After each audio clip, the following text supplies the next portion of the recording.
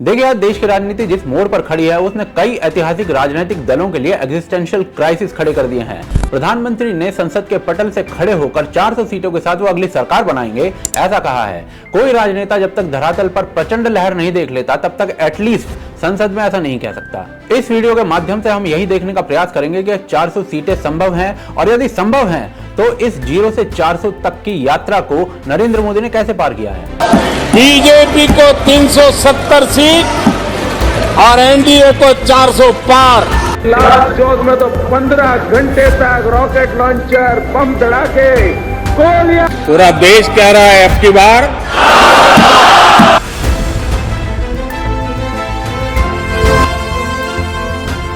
प्रधानमंत्री का बीजेपी के लिए 370 और एनडीए के लिए 400 पार का नारा मेरी दृष्टि में दो ही कारणों से हो सकता है। पहला कारण ऑपोजिशन को डिमोरलाइज करने वाला साइकोलॉजिकल खेल हो सकता है ये, और दूसरा सचमुच में ऐसी प्रचंड लहर का अनुभव हो सकता है। 2019 में अकेले बीजेपी 303 सीटें जीती थी और आज 400 पार के नारे हैं। यह उतना ही मुश्किल है जितना सचिन तेंदुलकर के करियर के अंत में उनकी बैटिंग एवरेज का बढ़ना हो गया था, पर यह असंभव भी नहीं है। इसका कारण बताता हूं आपको। 2019 में बीजेपी 435 सीटों पर लड़ी थी। इस बार पंजाब और तमिलनाडु इन दोनों राज्यों में कोई बड़ा अलायंस उसके साथ नहीं है, तो दोनों राज्यों में मिलाकर लगभग 30 सीटें और अधिक लड़ेगी पिछली बार से। दोनों ही स्थानों पर बीजेपी के लिए कोई बड़ा रिजल्ट थोड़ा मुश्किल है। पंजाब में किसान आंदोलन के कारण बीजेपी को दिक्कत होगी और तमिलनाडु में वोट परसेंटेज तो जरूर बढ़ेगा, पर अधिक सीटें जीतना शायद थोड़ा मुश्किल है।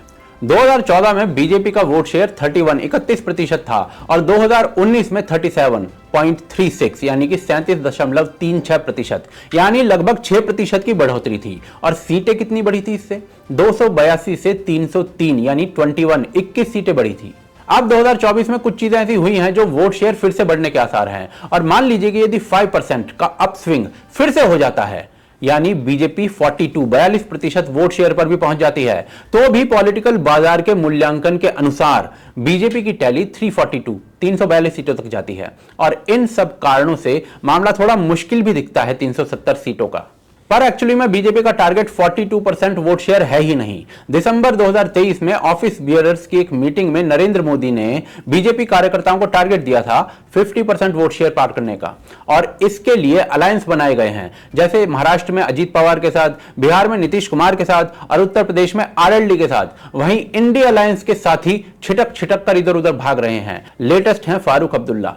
बीजेपी के सीनियर लीडर्स कह रहे हैं कि हम बंगाल, ओडिशा और तेलंगाना में पिछली बार से बेटर करेंगे। जन की बात चलाने वाले प्रदीप भंडारी के अनुसार 11 राज्य ऐसे हैं जहां इस बार बीजेपी का वोट प्रतिशत जो है वो बढ़ जाएगा, तेलंगाना और तमिलनाडु के समेत। और इसी कारण से 400 का टारगेट कोई फिक्शनल नहीं है उनके लिए। पर नरेंद्र मोदी द्वारा बीजेपी के लिए 370 सीटें बोलने का रियल रीजन मुझे कुछ और लगता है। 2019 के चुनावों में 72 सीटें ऐसी थी जिसमें बीजेपी का कैंडिडेट रनर अप था, और विनर कैंडिडेट से जितने वोट से वो पीछे रहा था वो नेशनल एवरेज से काफी कम था। तो बीजेपी कदाचित इन 72 सीटों पर नजर लगाकर बैठी है, जो उनकी टैली 370 को पार ले जाएगी। भारत के इतिहास में केवल एक बार कोई पार्टी 400 पार गई है, जब 1984 में इंदिरा गांधी की हत्या हुई थी और राजीव गांधी प्रधानमंत्री बने थे। वो सेंटिमेंट्स में बहा हुआ चुनाव था, पर 2024 में भी भारत के पास एक ऐतिहासिक सेंटिमेंट है। यदि ये सेंटिमेंट चला तो सारे आंकड़े धरे के धरे रह जाएंगे, और नरेंद्र मोदी के रीसेंट भाषण इस कॉन्फिडेंस को दिखाते भी हैं। 5 फरवरी को नरेंद्र मोदी ने संसद में खड़े होकर कहा था कि हमारा तीसरा टर्म ऐतिहासिक निर्णयों का होगा। तीसरा कार्यकाल अगले 1000 वर्षों के लिए एक मजबूत नींव रखने का कार्यकाल होगा। कमाल की बात यह है कि 15 दिसंबर 2023 को, यानी इस स्पीच से लगभग 20 दिन पहले YouTube पर अवेलेबल एक पॉडकास्ट में एक एस्ट्रोलॉजर ने यही प्रेडिक्ट किया था। भारत की और मोदी जी की दोनों की मंगल की महादशा चालू होने वाली है। पहले तुमने अंतर्दशा में सिर्फ रिजल्ट देखा है थोड़ा सा, कि उसका ट्रेलर था वो।